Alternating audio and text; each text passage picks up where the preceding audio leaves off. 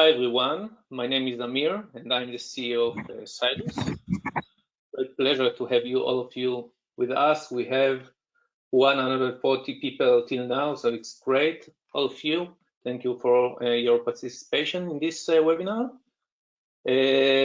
So today we'll have a webinar about rail cybersecurity for rail professionals. Recent circumstances of the COVID-19 have changed our familiar work practices, and we believe that the next step in the upkeep of railway cybersecurity is through utilizing remote channels and events to their fullest potential.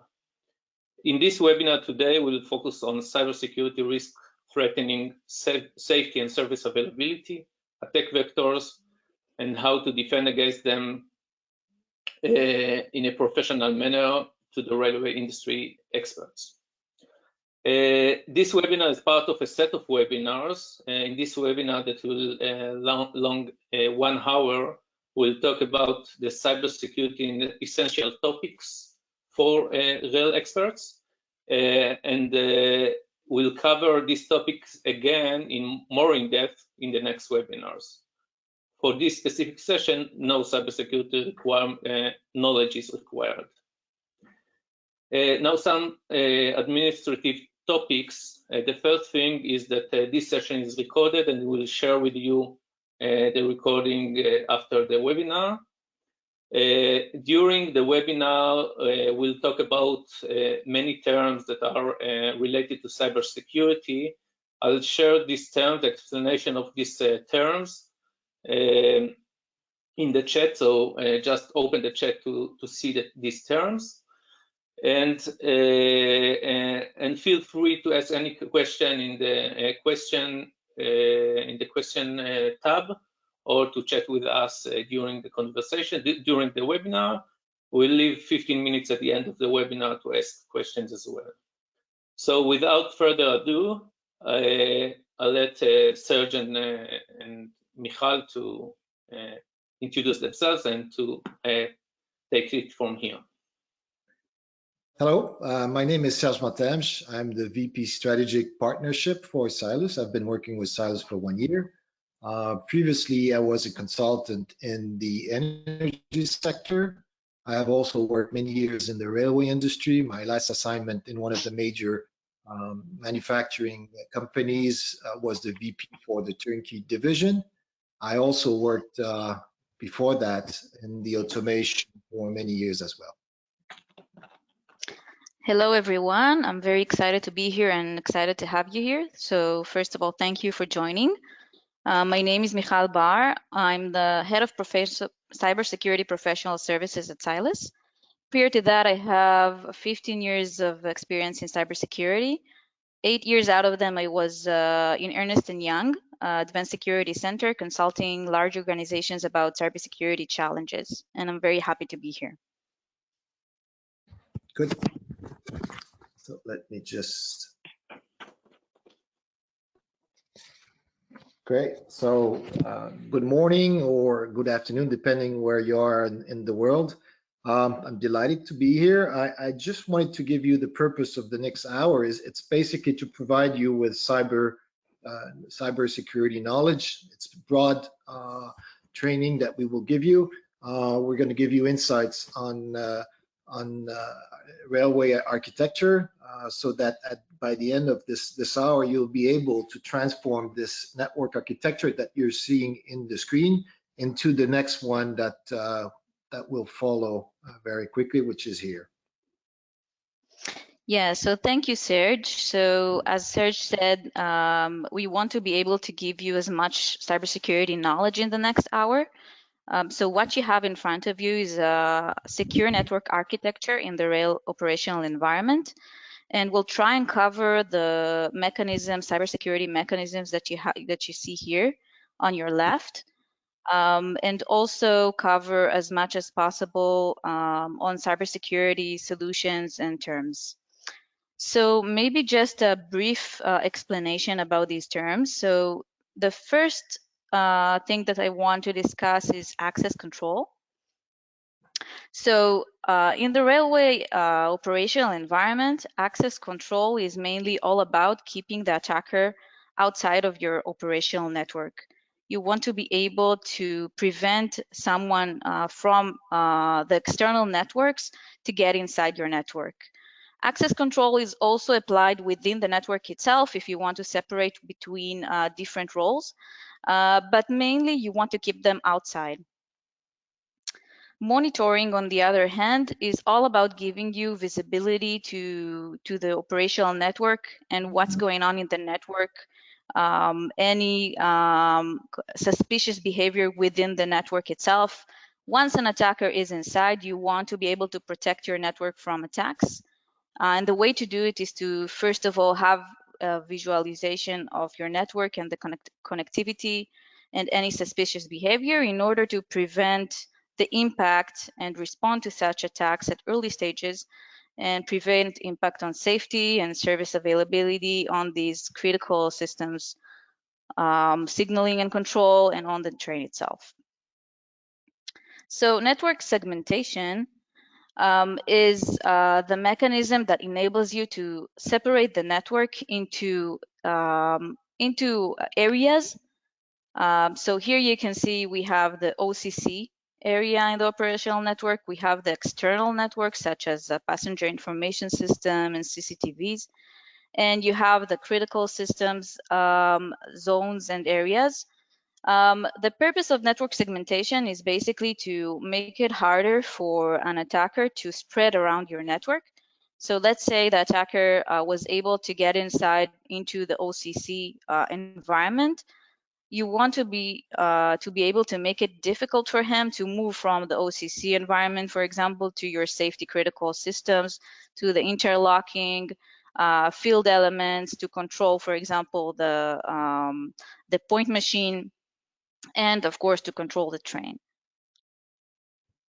Data protection is all about once the information is leaked or sensitive information is leaked outside of the rail operational network, you want to be able to control what an attacker that has the information would be able to achieve from it. So basically it includes encryption, it includes keys management, it includes how you insert information into your network and how you extract information outside from your operational network into other networks or the external environment. The last point is maintaining a secure state. And maintaining a secure state is basically about having a secure network architecture which is always updated and always secure from the threats of cybersecurity, not just today, but also tomorrow. As you know, that cybersecurity is always evolving, and you want to make sure that your environment is up to date with the latest cybersecurity threats. This one is a big challenge in the rail operational environment, as these systems are basically, it's very hard to touch them because of the safety case. So it's a very big challenge here, and we'll talk about it a bit later. And just one word before we continue, the architecture that you see in front of you is basically the secure network architecture. It's a very good thing to design this secure network architecture when you have a new line, greenfield projects. But we know that there are a lot of challenges with existing lines, which sometimes it's very difficult or even impossible to implement such solutions and mechanisms, such as, for example, firewalls or any other solutions that will interfere with the network or require redesign of the network. So basically, for existing lines, it's much more challenging, and we'll talk about it later on what you can do in order to protect them. Okay, great, Michal. I just want to make sure that everybody understands all the terminology. So before we deep dive into the cybersecurity world, I just want to briefly describe the different networks that you see there. So you mentioned the operational control center. For those who are not familiar with the railway environment, this is where you have all the operators looking at the video walls, making sure that the trains run safely and on time. On the right, you have the SOC. It's the Security Operational Control Center. These elements usually communicate with external networks. You briefly mentioned the passenger information system, but there are many in the railway environment. CCTV, you're all familiar, SCADA system, ticketing system. I won't name all of them, but these networks, sub-networks, are actually communicating together with the OCC through two networks. You mentioned the safety critical network and the operational control network. Operational control network, as it says, is not as vital as the safety. The safety is the three boxes there, Michal, that you can underline. It's composed of a telecommunication system, which is the track side. You see an RBC here. It's basically communications, satellites or radio communications. You've got the interlocking, which is a controller, make sure that the movements of the train are done in a secure way. You did talk about the feed elements very quickly, point machines, signal, all these elements help the driver to drive or give the location of the train. And the last but not the least, you did mention the trains. Nowadays, you can feel that or can see that a train is nothing more than a network, mobile network. Actually, I should say mobile networks because there are several technologies running on these trains. So this is the brief presentation. Let me go to why cybersecurity is so important in the rail operational environment. I'm pretty sure you're quite familiar with attack on the enterprise network, the one that we see and we work in on our daily lives. But operational networks show vulnerabilities as well. In fact, mitigation measures in the operational world, in the OT world as we use it, is much more complex than in the IT networks. And the potential solutions for mitigate these risks are less matured than for the IT world. Why is that? Well, it's because these systems have been built for safety. You mentioned that, Michal, and it's very important.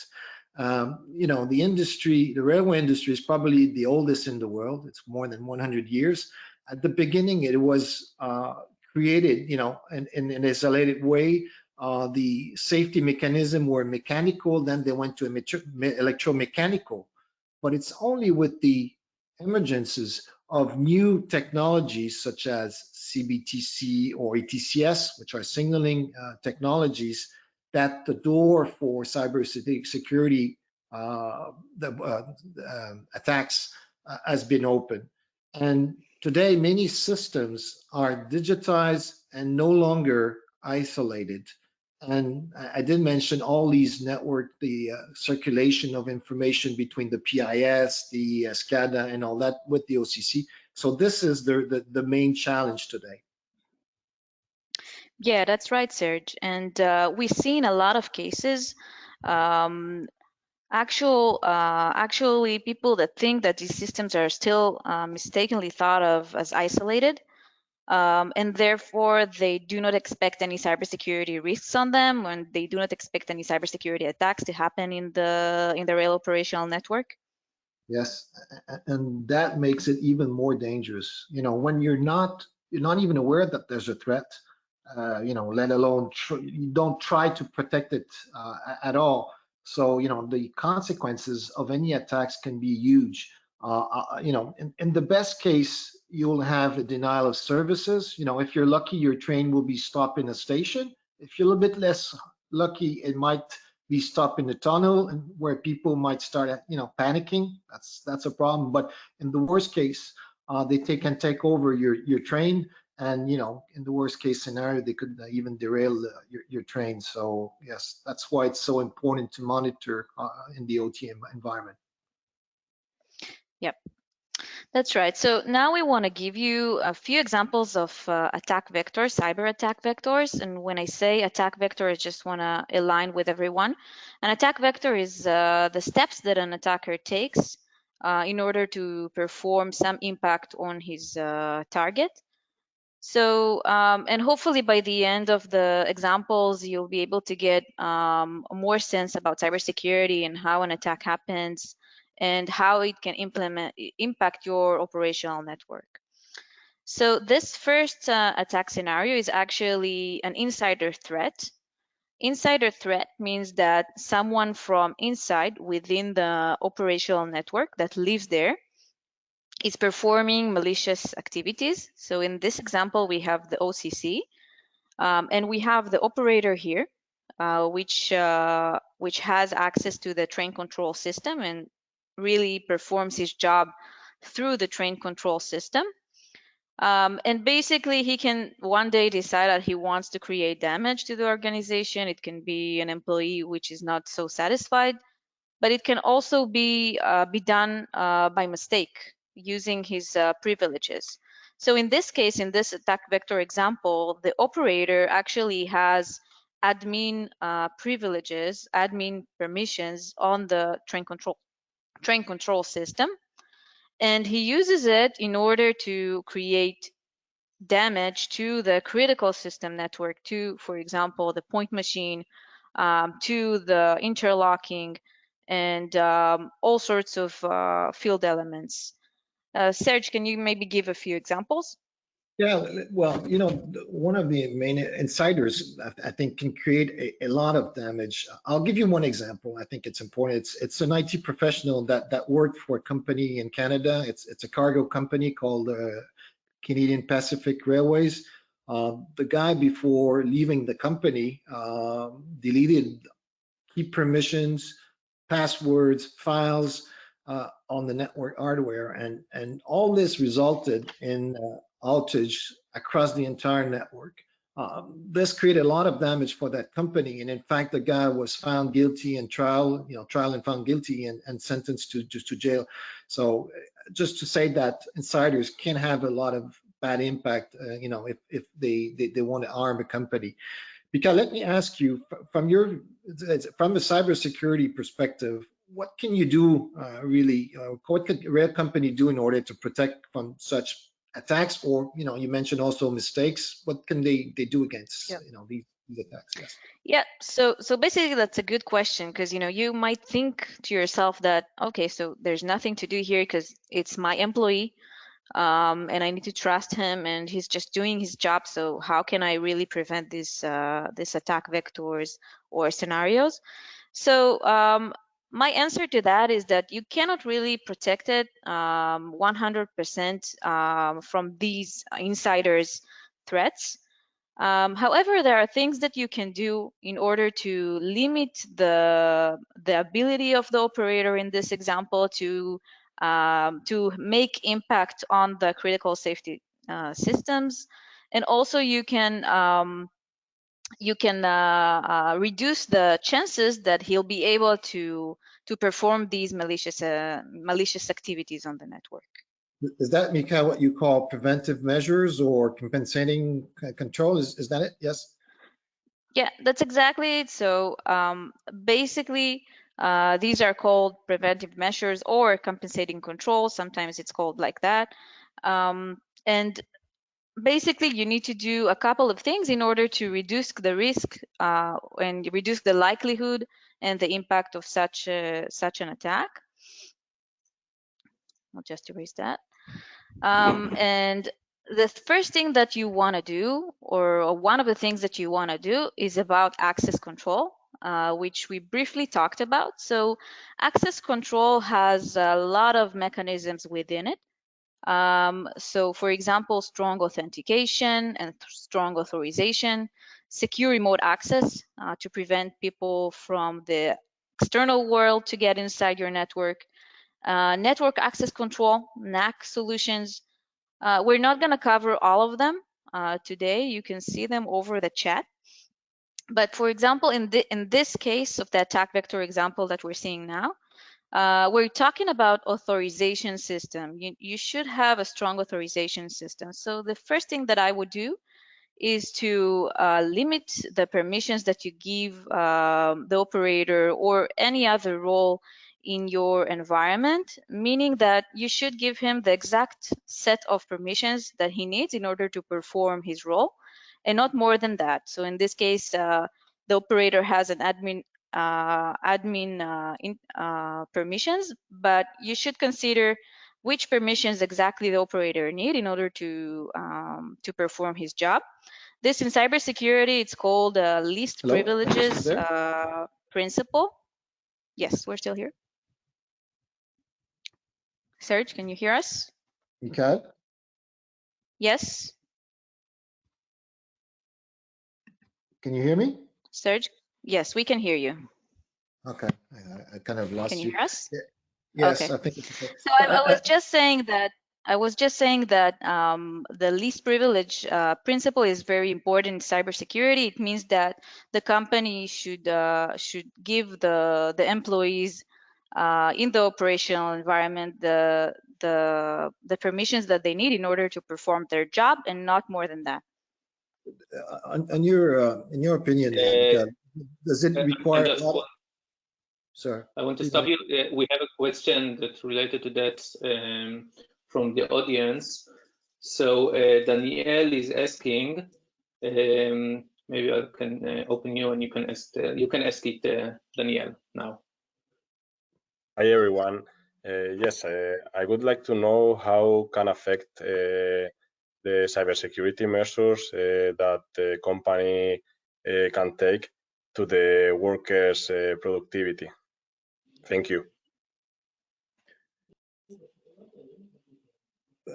So I'm not sure I understood the question. Amir, can you maybe repeat it? Yeah, I repeat it. The question of Danielle is how cybersecurity measures can affect the productivity of the operators. Okay, yeah. So basically, when you design these roles, and it brings me to my next point. The company should sit and define the specific user roles in the operational environment. So it's been done once, and I get your concern around how it will affect the operator or any other role within the environment in order to perform their job. But I'm not saying not to give permission. I'm just saying give them the permissions that they need in order to perform their job, and not just give them the highest permissions that there is on the system, such as administrator. If an administrator permissions is required, then of course you should provide that. I'm just saying that you need to keep that in mind, that not all of the roles in your operational network might not need the highest permissions level. I hope I answered. Okay. Michal, just to go on this point, I think basically we talked about productivity. It's true that defining this, let's say these roles from the start might create a lot of work, or you think it's not necessary. You need to spend too much time defining these roles. Yeah, so you don't do it per employee that joins the company. You just do it once, and you define, for example, the user role operator, the user role maintainer, and so on. And each role is assigned with a level of permission that he needs in order to perform his job. And that's it. Once an employee joins the company, he's assigned with a user account, which is linked to one of the user roles.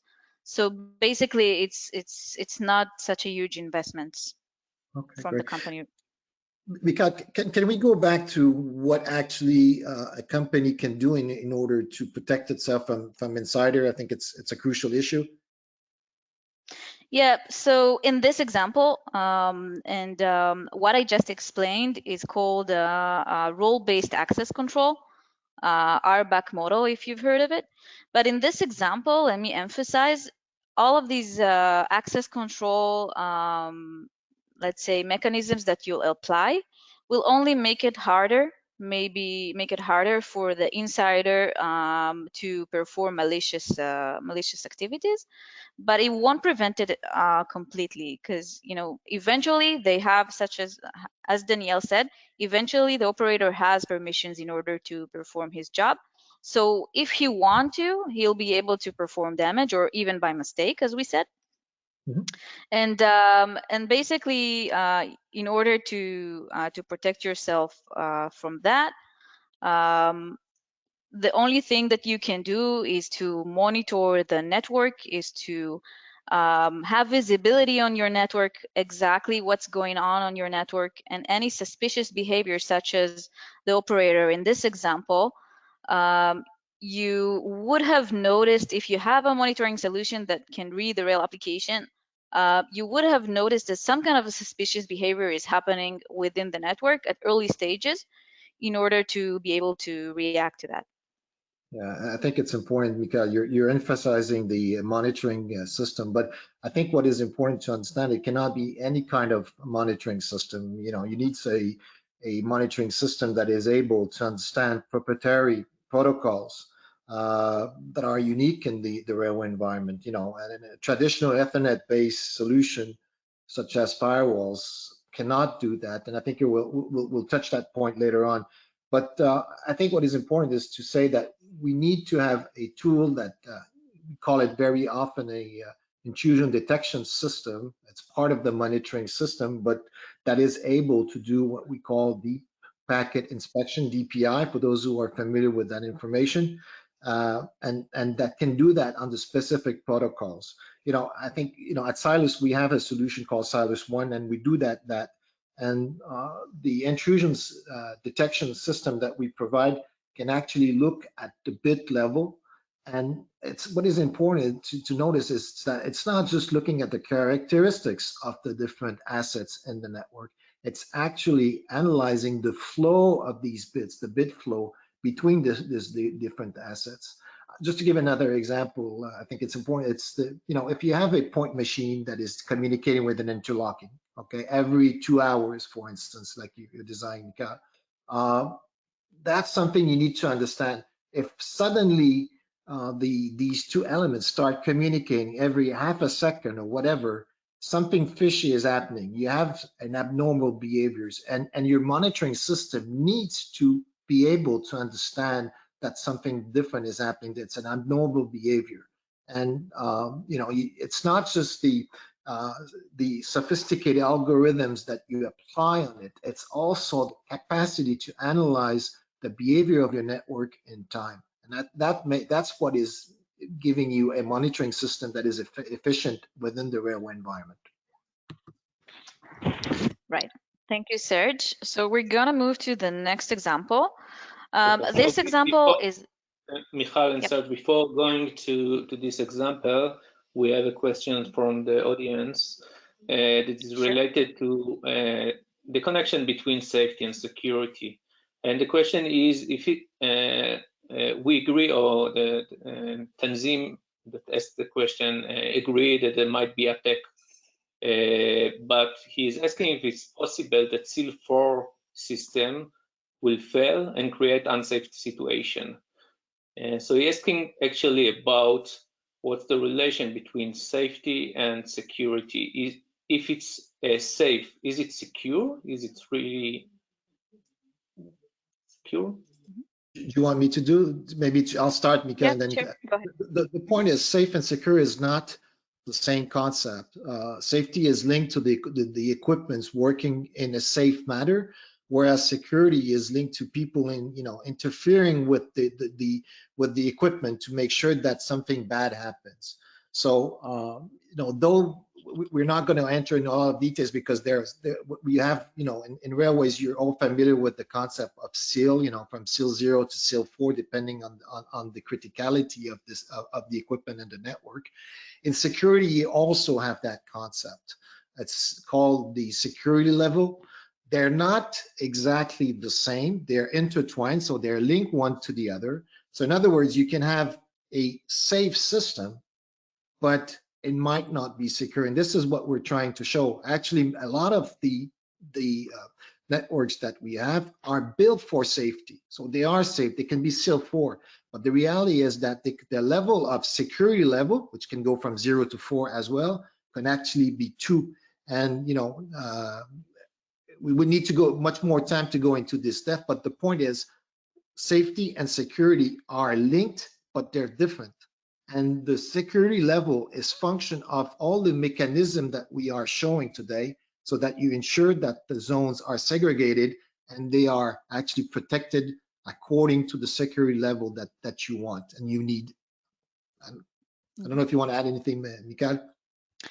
No, I just want to add maybe one point that sometimes the mechanisms for safety, for example, the redundancy, of servers is opening the door to further attack scenarios. So sometimes it's a mechanism that is good for safety. It doesn't good for protecting against cybersecurity attacks. Okay, so Okay. thank you. So, we have a few more questions, but I'll leave them to the end of to the last 15 minutes. So if you have the audience, if you have other questions, feel free to ask them, and we'll answer them at the end.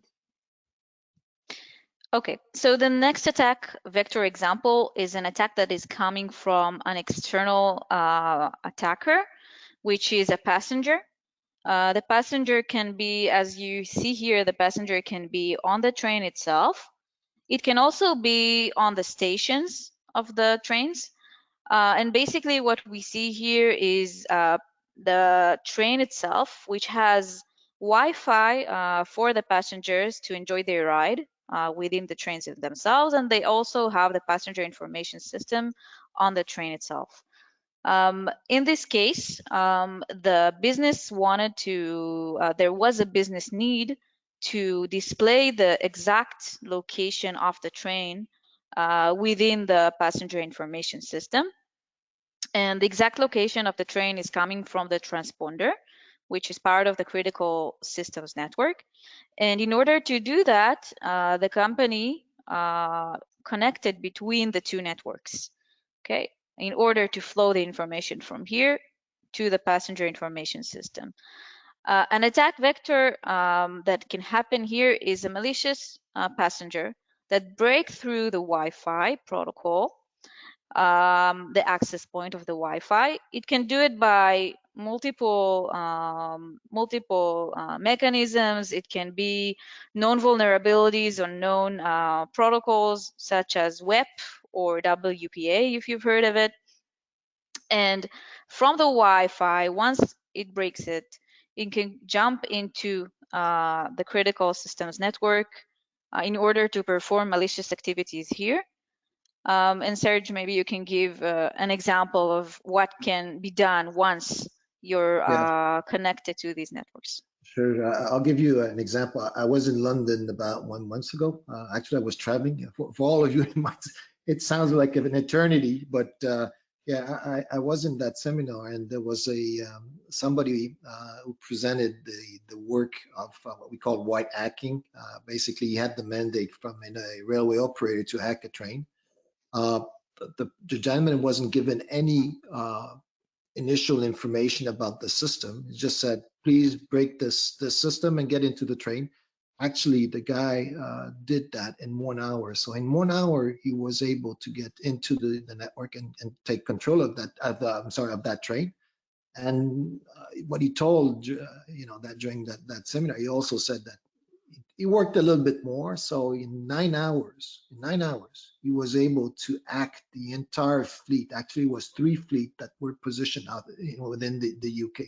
So I think this gives the capacity of how somebody, if he has the mean and the will to get into a train, to your PIS example, which was a good one. And what he said, it's extremely easy to do. And it's extremely easy to do because it's safety driven, not security driven. So, Michal, let me ask you that question. How can you prevent these kind of attacks, from the outside environment? Yeah. So basically, there's no one way to protect against this attack vector that we've seen just now. It's a combination of controls, and the first thing that you want to do is to create this network segmentation. So in our example, it was the passenger information system that was connected to the train itself, okay? And by separating the network to these zones, okay, security zones and conduits, you are basically making it harder for an attacker that breaks the Wi-Fi protocol and have access to the external networks to go into the safety critical systems. So here you can see the various segments, zones. So we have the OCC and the external networks zones in blue, which are non-critical security zones. And we have the critical security zones here, which are the critical safety systems of the train and the trackside and signaling control systems. The conduits are the connections between them. And basically what you want to do is to create these separations in order to make it harder for an attacker to flow from one area to another. Michal, concretely, how do you create these zones and how do you separate them? You know, there's a lot of confusions around firewalls, data diodes. Can you tell me what's the difference between them? What's the difference in terms of purpose? You know, very often we hear clients saying, you know, I've got a firewall, I'm protected. Is that true or not? Yeah, so that's exactly right. A lot of the times these mechanisms are mistakenly thought in their purpose and their abilities. So I'll try to explain it a bit. So in our example, after you designed your network according to the segments and you separated them into, let's say, logical segments, you want to practically create these zones. And in order to do that, a firewall can do that. A firewall can separate between one zone to another. If you put a firewall between it, and we'll talk about data diode in a minute, but if we'll put a firewall between it, it can create the separation of the zones. I just want to emphasize that a firewall is a solution which is Ethernet based, IP based. It's designed for Ethernet networks, originally enterprises, and it's not really designed for the rail operational environment. And it doesn't know to read the rail application layer. So it doesn't understand the rail unique protocols. So if there was an attack that is coming from one zone to another on the application, on the rail application layer, which is the message content itself, which is what is important in rail operational environment, then the firewall wouldn't be able to block it. It will be able to block other communications on the IP level, but it's not a complete solution for the railway environment for attacks that are happening on the protocol designed dedicated to the rail environment. So that's basically in a nutshell about firewalls. Yeah. Yeah, so what I understand is that when the rail operators say that they are protected because they have a firewall, actually they are forgetting all the layer that you actually underline, which is the rail apps. Is that correct? Yeah, so a firewall blocks the communication up to the IP layer, but it doesn't block railway specific protocols. It doesn't understand the rail application, so it cannot really block the messages, malicious messages over the rail application. So it's not a complete solution to prevent these kind of attacks on the rail environment. And to go back to the monitoring solution, it's the only way that you would be able to actually understand that something is happening at that higher level is going back to the monitoring solution that we've recently just presented, correct? Mm-hmm. That's right. So can you now talk about data diode, but how are they different from the firewall? Yeah, so just in a nutshell, a data diode, a unidirectional data diode is originally it was a hardware device which prevented information to flow from one direction to another and not the other way around. Meaning that, for example, if we have a diode in this direction, information can flow from this zone to this zone and not the other way around. It was a physical hardware device that disabled the ability for information to flow to the other direction. It's not replacement of a firewall. It's usually it's put on top of the firewall in sensitive areas where you want to make sure that information cannot flow from one direction to another. In our example, from the passenger information system into the critical safety system. We don't want to allow that. We want to allow only information flow from the critical system to the passenger information system. Yeah, I think we often see them between the OCN, the operational control network, and the safety critical network. I understand. Yep, that's exactly right. So the last example that we want to give here is an example of an attacker that already has a foothold in the network, meaning he already managed to get inside your operational network.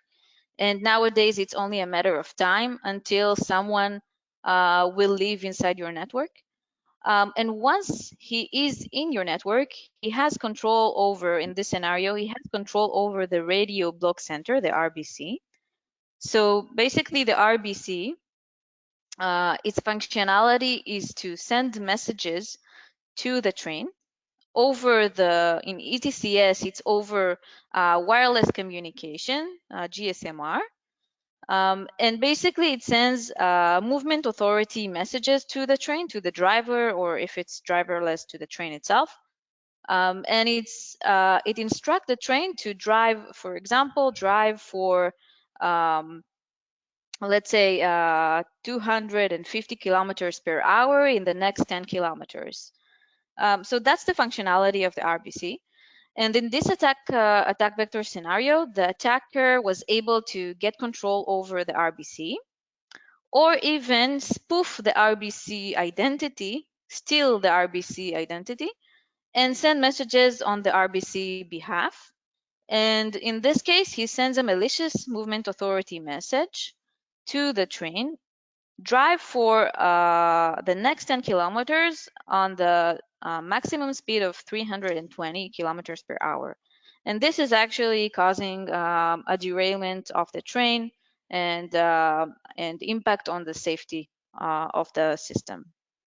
Yeah, and once again, if the attacker is in the signaling network, the only way you can prevent it is with the monitoring, the specific rail protocol, and in the case of GSMR, also the specific telecom protocols to see if there's any abnormal, you call malicious movement authority. Yes. Yeah, that's exactly right. Okay.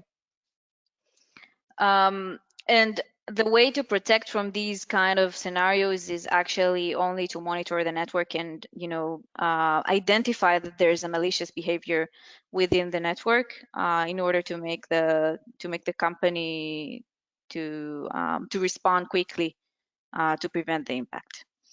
Mm-hmm. Okay, so now we want to talk about the data protection and maintaining secure state just in a few words. We're not going to dive into that. So data protection has some elements within it. The first one is encryption, as we mentioned before. I just put in an image here.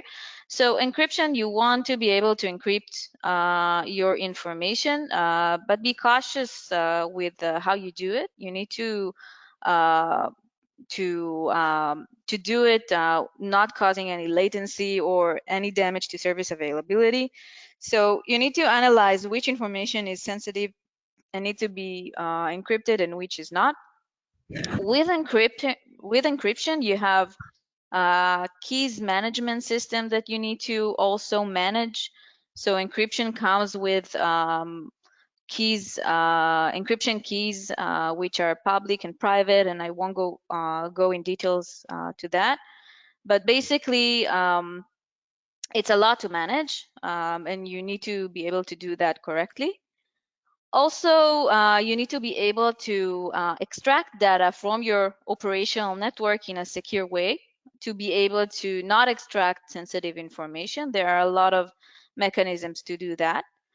And the other way around, of course, if you want to insert information or data files into your operational network from the external network or enterprise network, for example, you need to have some kind of a solution to verify that there are no malicious, let's say, malicious code within these files that will enable impact on your operational network.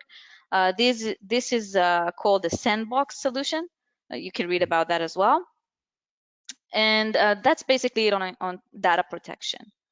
Maintaining a secure state, we talked about it briefly, but basically you don't want to have a lot of exposures within your operational network. This is a bit tricky because it's a really great challenge within the operational network, because you cannot really do patch management as you do it in the enterprise or IT networks, because these systems you cannot really touch them with the pace that you want to because of the safety case. So it's a great challenge, and we understand that. The way to handle that is to do what you can. So for example, block one night per month in order to update the systems with the latest security updates. But of course, it's not enough. So what we recommend of doing is to add a monitoring solution that will compensate on that, and will give you visibility once there is an attack, so that you can respond quickly. Thank you, Michal. We've got 3 minutes left, so let me just recap and see if we've ticked all the boxes. Yeah, you've talked about access control. So 2 concepts here that are fundamental. It's the least privileged and the airbox model. Okay, you can read about it, and if you have any questions about it, you can ask Michal as well. I've spoken a lot about monitoring. You've also insisted on this. This is the crucial element. It's the only way you can detect somebody, an attacker, once he or she penetrated the network. We've spoken also about network segmentation. You've described the difference between firewalls and data diodes. We've quickly talked about the maintaining the secure states, which is basically patches, updates, and maybe one crucial element about this is that in the end your tools and to protect against cyber attacks are as good as the latest threats against which you are protected. So this is why in the cybersecurity you cannot just buy a system and it's going to be working forever. Unlike in the case of safety systems, you need to have these patches that will protect you against new malwares. Just to end, I just wanted to briefly talk about the COVID-19. I know we're all working now by basically from home. I think it's important for all of you to realize that by opening the flow to that kind of social engineering, you are actually probably creating new vulnerabilities within the network. So I think it's something that we should all be aware of and work on. Maybe just if you have any suggestions for the next webinar, just send us an email, send us questions as well. We'll answer. We've got 10 minutes left. So Amir, if you want to just ask these questions, we'll be happy to answer them.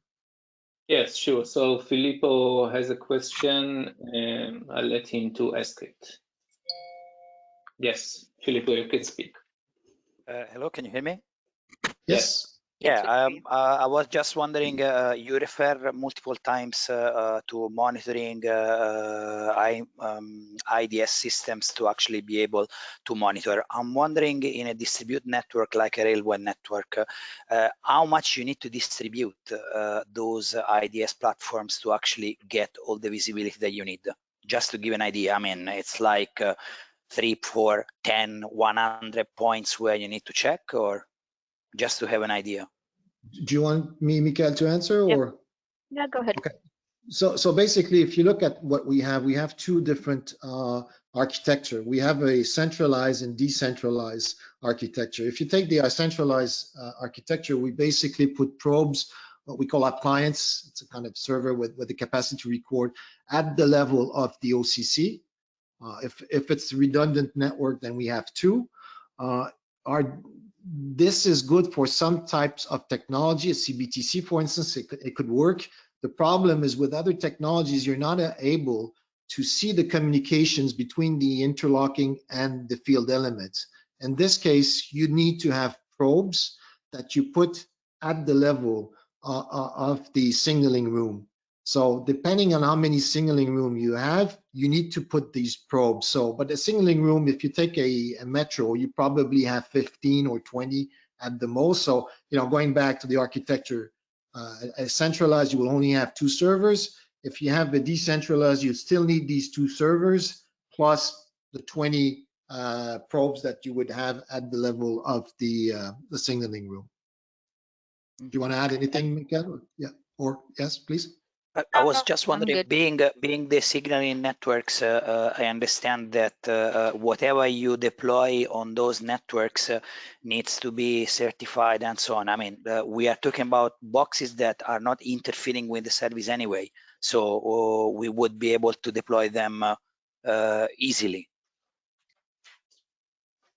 Correct? Yes, correct. It is. An IDS is passive per nature, so it doesn't interfere with the network. So you can position them, and you don't need to change your safety case. So it's very important. It's a passive in the sense that it doesn't influence the safety critical elements. So you can position them. You need a mirror port, that's all. So you get the information and you're sure that you're not interfering on the safety critical elements. Okay, understood, thanks. Okay, thank you, Filippo. Emmanuel has another question, so I'll open the microphone for him. Okay. Hi all, my question is regarding the segmentation. I would like to know which would be your recommendation in order to know how many networks we should have in the railway. Excuse me, how many networks? What? I didn't hear you. Yeah, sorry. Emmanuel, go ahead. Yes. The issue is that we were talking about segmentation in order to have a secure network. So my question is, if we want to have segmentation, how many networks do you recommend to have in the system? So you mean how many sub segments or zones? That's it. Yeah. Okay, so basically, do you want to take it, Serge? No, please go ahead, Mika. Okay, so basically the zones are, you separate them into zones according to the functionality, according to the critical level of the areas, let's say. So we've shown here in our, let me just go back. We've shown here in our, let's say, high-level architecture, which is which represents most of your networks. Of course, it's much more complicated in reality, but basically you have different areas which you've seen here. So you have the operational area, and you have the critical systems, which are not one segment. They can be several, and the train itself. So the answer is I can't really give you a number because it really depends on the architecture that you have. But you can see this network is actually your reference to a secure railway operational environment. So you can have a look at the number of segments that we drafted here. I hope that answers your question. Yeah. Maybe just to add something. Normally, you do a risk and vulnerability assessment. Actually, Michal is one of the specialists in the area. When you do that, you're basically defining what are the vulnerabilities, and this helps you to segregate your network. So actually, the answer is the number that is required is function normally of that risk and vulnerability assessment. Yeah. And you're probably aware that there is in the railway industry, there is a standard which is called 62443. I think it's chapter 3, if I remember correctly. This is done, this segmentation, the zoning and the conduits is done based on that standard. Yeah, so thank you, Serge, for that comment. I just want to emphasize that so if you want to start and you don't know how to start with cybersecurity on your networks, then the first step that I would do is to do this risk and vulnerability assessment on your network in order to understand the layout of the network, of course, and the vulnerabilities, and then start from there to separate the different segments and zones, if you can, of course, and create the cybersecurity mechanisms and measures in order to protect your network from attacks.